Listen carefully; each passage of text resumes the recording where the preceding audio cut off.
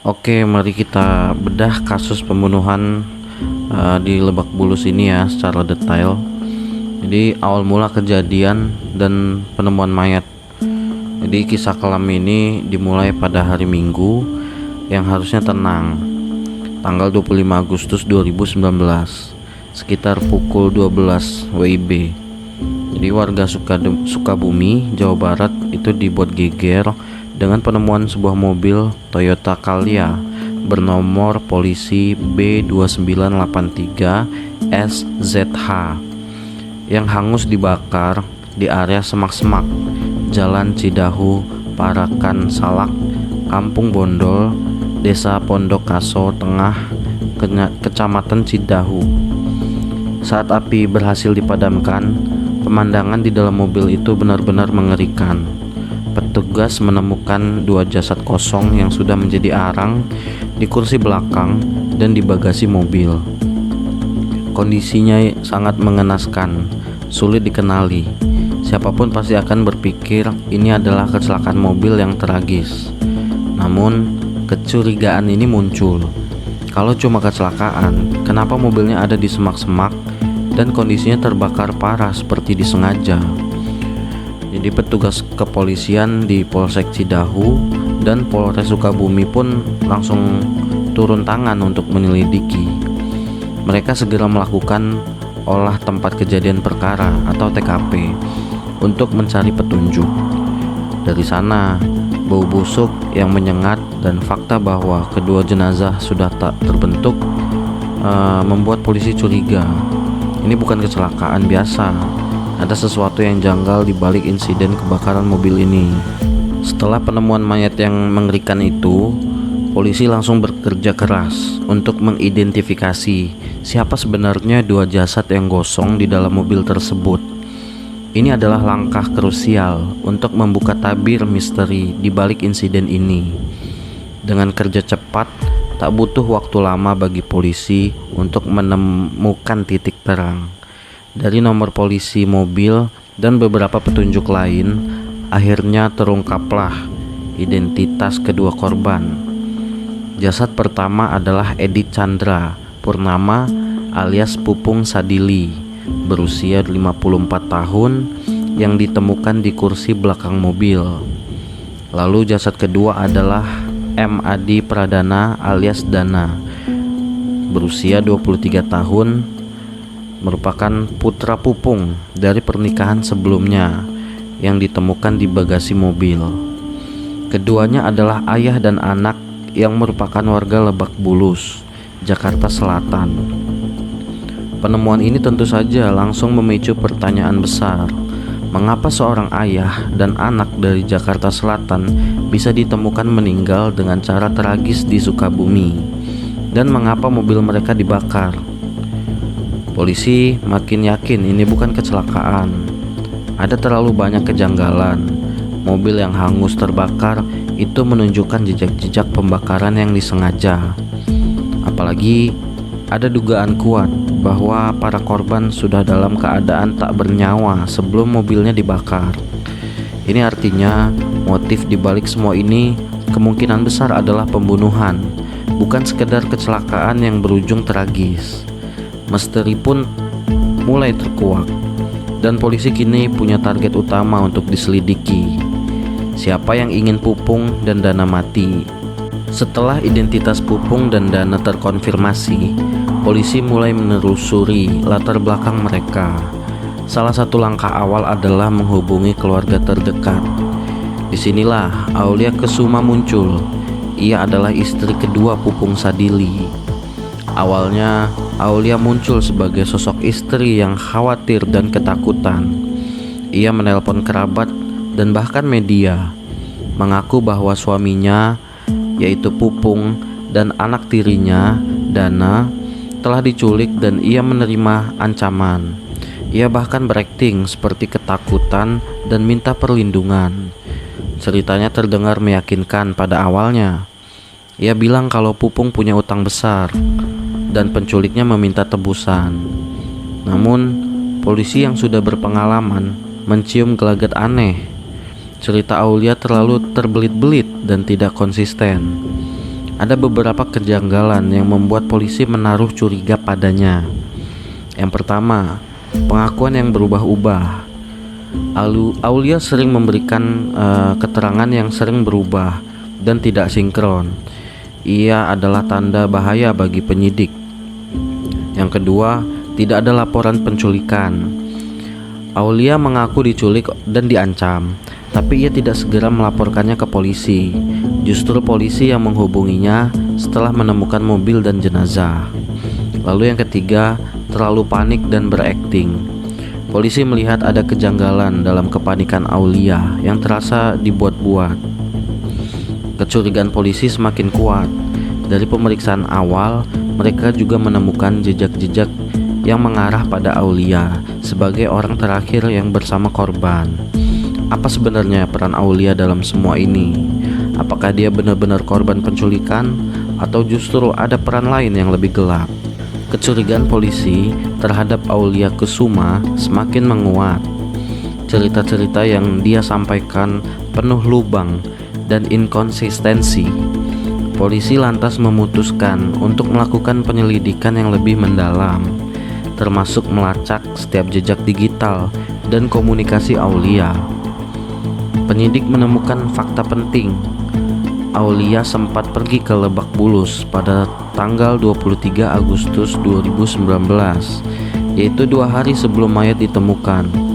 Keberadaannya di lokasi tempat pupung dan dana tinggal semakin memperkuat dugaan. Untuk menguji Aulia, polisi menerapkan strategi cerdik, yaitu jebakan telepon. Mereka meminta salah satu kerabat korban untuk menelpon Aulia. Tujuannya untuk memancing reaksi dan mendapatkan pengakuan langsung darinya. Dalam percakapan telepon itu, Aulia sempat melontarkan pertanyaan yang sangat mengejutkan dan menguatkan kecurigaan polisi. Dia mengatakan, "Saya sudah bunuh suami saya suruh orang." Jadi pengakuan ini sontak membuat penyidik terkejut, tapi sekaligus lega. Mereka kini punya bukti awal yang sangat kuat. Dari titik ini, arah penyelidikan berubah drastis. Aulia Kusuma yang awalnya terlihat sebagai korban yang ketakutan, kini bergeser menjadi tersangka utama dalam kasus pembunuhan ini. Polisi pun tak buang waktu. Mereka segera menyusun rencana penangkapan untuk Aulia dan mengungkap siapa aja orang yang dia suruh untuk melakukan kejahatan keji ini. Dengan pengakuan mengejutkan dari Aulia melalui telepon, polisi tak ragu lagi. Pada hari Senin 26 Agustus 2019, Aulia Kusuma langsung dibekuk oleh jajaran kepolisian. Penangkapan ini dilakukan di tempatnya, dirawat karena Aulia sempat mencoba bunuh diri dengan meminum cairan pembersih lantai, sebuah upaya yang diduga untuk menghindari jeratan hukum. Saat diinterogasi lebih lanjut, Aulia akhirnya menyerah. Ia mengaku semua perbuatannya, namun ada satu pengakuan yang membuat polisi terkejut. Ia tidak beraksi sendirian. Aulia mengaku bahwa ia dibantu oleh anak kandungnya sendiri, yaitu Kelvin alias Cafe, berusia 23 tahun. Keterlibatan anak langsung Aulia ini menjadi plot twist yang menyedihkan dalam kasus ini. Bagaimana bisa seorang anak tega membantu ibunya melakukan kejahatan sekeji itu? Kelvin ditangkap tak lama setelah ibunya. Ia pun mengaku perannya dalam pembunuhan ayah tiri dan kakak tirinya itu. Dari penangkapan Aulia dan Kelvin, benang merah kasus ini mulai terurai. Polisi kini tahu siapa dalang dan eksekutor awal di balik pembunuhan Pupung dan Dana. Namun, pertanyaan selanjutnya muncul. Apakah mereka berdua saja atau ada orang-orang lain yang disebut Aulia? Dan yang paling penting, apa motif di balik kejahatan yang sangat keji ini? Setelah Aulia Kusuma dan anaknya, Kelvin, tertangkap dan mengakui perbuatan mereka, polisi fokus pada pertanyaan kunci. Apa motif di balik pembunuhan keji ini? Jawaban yang didapat sungguh mengejutkan. menggambarkan sisi gelap dari kemanusiaan. Aulia mengaku bahwa motif utamanya adalah masalah ekonomi dan harta. Ia terlilit hutang miliaran rupiah, termasuk hutang bank dan utang kartu kredit. Dia sangat tertekan dan merasa tidak ada jalan keluar lain. Untuk melunasi utang-utangnya, Aulia berniat menjual rumah yang ditinggali oleh Pupung. Namun, Pupung tidak setuju. Terjadilah perselisihan soal harta, inilah yang menjadi pemicu utama. Selain utang, Aulia juga memiliki dendam dan rasa sakit hati terhadap Pupung. Ia merasa bahwa Pupung tidak peduli dengan masalah finansialnya dan sering meremehkan. Hubungan mereka memang tidak harmonis. Ditambah lagi, Pupung juga memiliki rumah dan aset atas namanya sendiri, sementara Aulia merasa tidak memiliki apa-apa. Jadi, rencana jahat ini muncul dari kombinasi antara keputusasaan akibat hutang yang menumpuk, ambisi untuk menguasai harta, dan dendam pribadi. Bagi Aulia, menghilangkan nyawa Pupung dan Dana adalah jalan pintas untuk menyelesaikan masalahnya, sekaligus menguasai aset yang diinginkan. Ini adalah motif yang sangat kompleks, menunjukkan bahwa tekanan ekonomi bisa mendorong seseorang melakukan tindakan ekstrim. Setelah motif terungkap, polisi mulai menggali bagaimana rencana pembunuhan keji ini dieksekusi. Aulia Kesuma yang terhimpit hutang dan dendam menyusun rencana pembunuhan yang terbilang matang dan tragisnya melibatkan anak sendiri, Kelvin. Awalnya Aulia mencoba cara yang halus dengan cara meracuni Pupung. Ia sempat meminta tolong pembantunya untuk mencampur racun ke dalam jus yang diminum Pupung. Namun, upaya ini gagal. Racun yang diberikan mungkin tidak cukup mematikan, atau efeknya tidak langsung. Pupung hanya mengalami sakit perut dan mual, tidak sampai meninggal dunia. Karena cara meracuni yang tidak berhasil, Aulia dan Kelvin kemudian memilih jalan yang lebih brutal. Mereka menyewa 4 eksekutor bayaran. Keempat orang ini direkrut dengan janji upah puluhan juta rupiah. Pada malam hari, di Jumat 23 Agustus 2019, para eksekutor ini mulai beraksi di rumah Pupung di Lebak Bulus. Pupung Sadili dihabisi terlebih dahulu. Ia dibekap dan dijerat hingga tewas di dalam kamar tidur.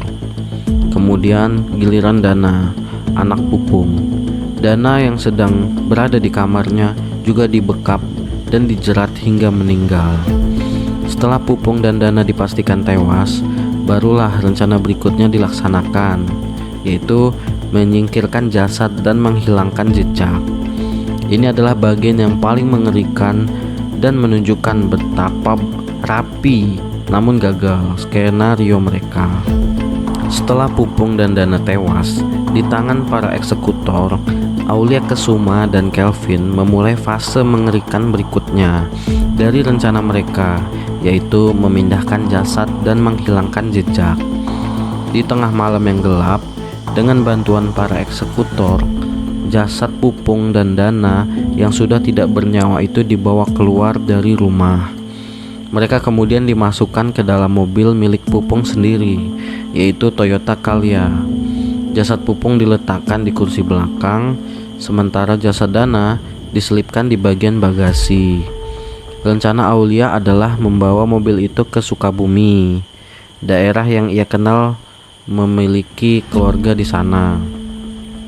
Tujuannya bukan sembarang tempat, melainkan area terpencil di Cidahu. Di sanalah mereka berencana membakar mobil tersebut bersama kedua jasad di dalamnya. Harapannya aksi ini akan membuat kematian Pupung dan Dana terlihat seperti kecelakaan tunggal akibat mobil terbakar, sehingga jejak pembunuhan akan tertutup rapat. Kelvin, anak kandung Aulia, juga ikut dalam perjalanan maut ini. Ia bertugas untuk mengemudikan mobil berisi jasad ayahnya dan kakak tirinya itu menuju Sukabumi. Sementara Aulia dan para eksekutor lain mengikuti dengan kendaraan terpisah. Ini adalah perjalanan yang dingin dan penuh perhitungan, menunjukkan betapa keji dan terencana pembunuhan ini. Mereka berharap begitu mobil terbakar habis, semua bukti akan musnah dan mereka bisa bebas dari jerat hukum. Setelah tiba di lokasi terpencil di Sukabumi pada hari Minggu dini hari tanggal 25 Agustus 2019, Aulia Kesuma dan Kelvin bersama para eksekutor langsung melancarkan aksi pembakaran. Mereka menyiramkan bensin ke dalam mobil Toyota Calya yang sudah berisi jasad Pupung dan Dana, lalu menyulutnya. Api pun dengan cepat melahap mobil tersebut. Namun, rencana sempurna mereka ternyata tidak berjalan mulus. Aksi pembakaran itu ternyata tercium oleh warga sekitar. Api yang membesar di tengah semak-semak menarik perhatian. Beberapa warga yang curiga segera mendekat dan menemukan mobil terbakar hebat. Mereka langsung menghubungi pihak berwajib dan berupaya memadamkan api. Melihat kehadiran warga dan respon cepat, Aulia serta Kelvin dan para eksekutor langsung panik dan melarikan diri. Mereka meninggalkan mobil yang terbakar itu begitu saja. Sayangnya bagi mereka, bukti-bukti sudah terlalu jelas. Kehadiran jasad di dalam mobil yang hangus terbakar itulah yang kemudian memicu penyelidikan serius dari kepolisian. Setelah Aulia dan Kelvin tertangkap, mereka membongkar identitas para eksekutor bayaran yang mereka sewa. Polisi pun dengan sigap memburu dan menangkap keempat eksekutor tersebut. Satu persatu, semua pelaku dalam kasus pembunuhan keji ini berhasil diamankan, membawa kasus ini selangkah lebih dekat menuju keadilan. Setelah semua fakta terungkap, dari motif keji, skenario pembunuhan, hingga upaya penghilangan jejak yang gagal, kasus pembunuhan Pupung Sadili dan Dana dibawa ke meja hijau. Proses persidangan menjadi babak penentuan bagi Aulia Kesuma, Kelvin, dan para eksekutor bayaran. Persidangan mengungkap semua detail mengerikan, mulai dari bagaimana Aulia yang terhimpit hutang dan dendam merencanakan semuanya, hingga Kelvin yang tega membantu ibunya untuk membunuh ayah tiri dan kakak tirinya. Semua bukti, kesaksian, pengakuan para pelaku dikumpulkan dan diuji di pengadilan. Pada akhirnya, majelis hakim menjatuhkan vonis berat kepada para pelaku. Untuk Aulia Kesuma, divonis dihukum mati oleh Pengadilan Negeri Jakarta Selatan pada Juni 2020. Ini adalah hukuman terberat, mencerminkan kekejian perbuatan sebagai otak pembunuhan. Untuk Kelvin alias Cafe, anak kandung Aulia, divonis hukuman penjara seumur hidup. Meskipun ikut serta, usianya yang masih muda dan perannya yang mengikuti perintah ibunya menjadi pertimbangan hakim. Untuk para eksekutor bayaran juga menerima vonis hukuman yang bervariasi, namun juga berat, sesuai dengan perannya masing-masing dalam pembunuhan keji tersebut. Kasus ini menjadi cerminan betapa gelapnya sisi manusia ketika terhimpit masalah dan dikuasai nafsu. Dari utang miliaran rupiah, dendam, hingga ambisi harta, semua bermuara pada tindakan keji yang merenggut nyawa dua orang tak bersalah. Vonis yang dijatuhkan menjadi penutup kisah tragis ini, sekaligus memberikan keadilan bagi Pupung dan Dana, serta menjadi pelajaran pahit bagi kita semua tentang bahaya gelapnya hati manusia.